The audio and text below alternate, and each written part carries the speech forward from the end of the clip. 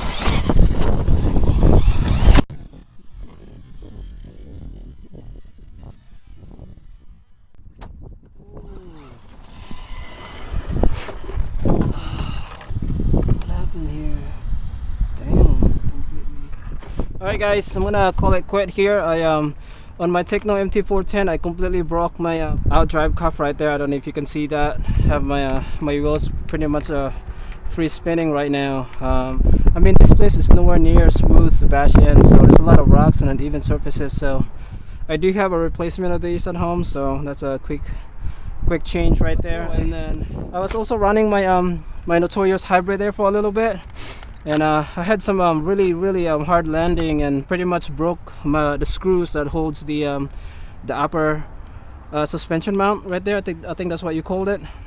Pretty much broke off the screws that's holding it, so I gotta get in and replace that screws. Pretty much I have my my arms right here just kind of free right now, so it's too bad because I just got started with this, when my MT410 went down. But anyway, gotta get home and get this thing fixed up. That was a quick run with my Notorious Hybrid and my Tekno MT410. Hope you guys enjoyed that video. Hit subscribe if you haven't, and I will see you on the next one.